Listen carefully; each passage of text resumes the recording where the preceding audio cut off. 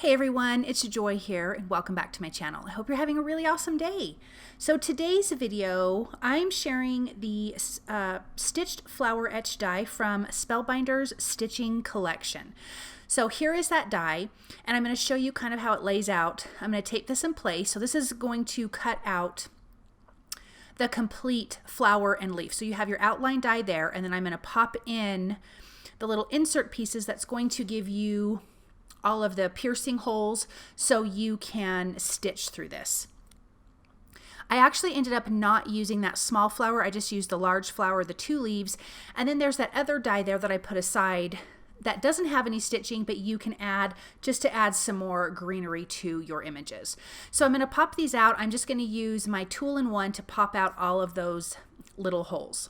So I'm doing this flower with a beautiful kind of teal thread. I'm just going to show you one petal. Now there's 2 rows at the top of these petals of holes. I'm actually just going into the first hole and leaving the outside holes open. You don't have to do that. You can do both layers, but I really thought it was pretty. It just felt kind of lacy, so I left that open. Obviously you can put thread into that if you want, but that was just the way I was doing it.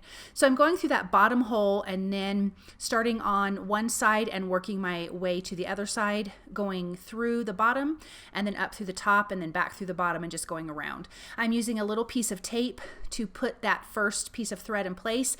And actually I did a knot this first time, but the rest of the time I just decided to add a tiny little piece of low-tack tape to hold it in place. I just used like the Scotch Clear low-tack tape. So instead of having to tie a knot every time, that's how I held it in place. For the center part of the flower, I just used some white. I did not have yellow thread. I would have loved to have done a yellow thread, but I don't have that many colors of thread. So I actually need to go get some more. So I'm just doing white and I'm just kind of going crisscross across the center of the flower because there's 6 holes in total. So this is where I'm going to take a little bit of that clear tape, tape that thread down, and then I'm just going to trim off the excess. Now I have those 2 leaves there. I'm actually going to use a really dark green thread to do the leaves because I'm also going to bring in some really dark green cardstock. So I've done 1/2 of this leaf and I just didn't cut enough string or thread, excuse me. And so I'm just doing the other side. So I'm starting at the bottom hole and just working my way from one side to the other. Super, super simple. These stitching dies are very, very simple. So I'm just going to hold that in place, add down my tape, and then that is completely done. Okay, so now I want to die cut that last little die that came in that set, and I am using Cardstock Warehouse's Royal Tone Evergreen, and this has some linen texture on one side and it's more smooth on the other side, and I'm actually using the smoother side, but this green is stunning. I'm also going to use that green to foil my sentiment. The sentiment is from the Celebrate You Glimmer collection.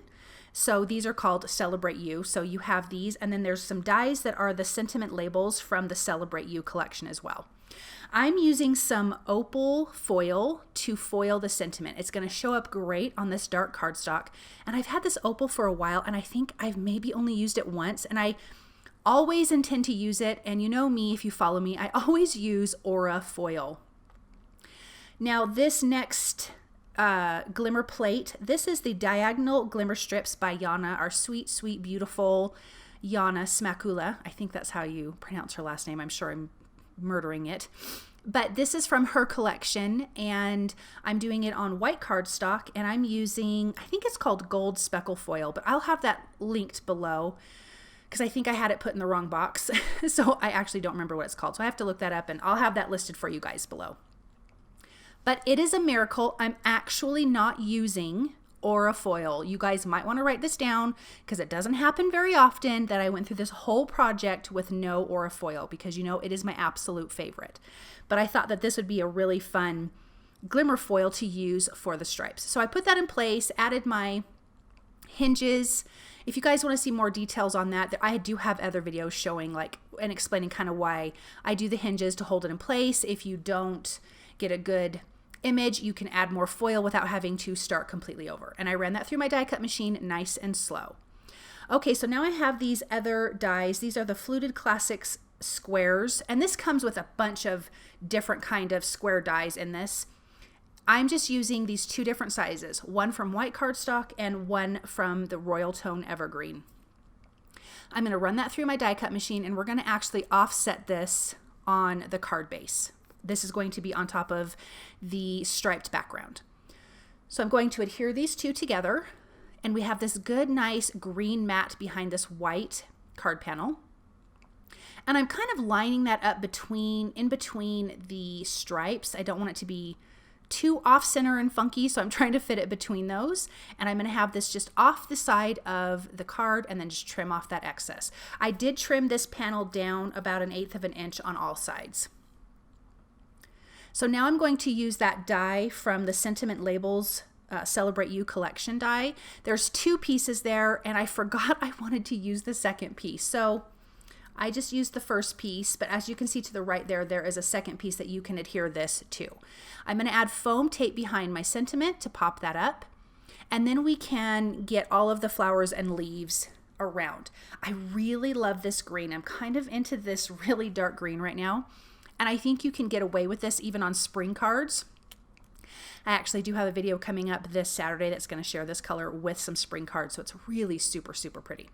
So I will add some foam tape behind this flower and just place that down. Behind the 2 stitched leaves, I'm going to add foam tape behind that as well and just kind of have those popped up. And then the other die cut leaves, I'm just going to glue directly to the background. So this is going to give it a couple different levels of dimension within the little flower arrangement.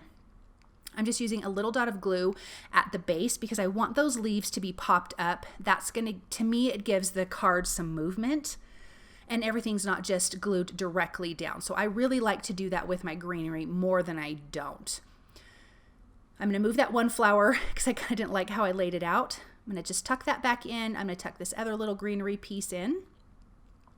Then I want to adhere this to a white A2 size card panel. Oh, I guess I already did. Never mind, I already adhered that. I want to add, it's been one of those days, you guys. I'm going to add some gold foil confetti with some liquid glue, and then this card is completely finished. I love how it turned out. I think it's so beautiful, and I think this is a great card for someone who's going through something hard. So I hope that you guys enjoyed this project. I hope that it made you feel inspired. If you like what you've seen, please subscribe to my channel, hit the notification bell, hit all, like, comment, share. I love all of that interaction, and I will see you guys soon with another video. Thanks. Bye.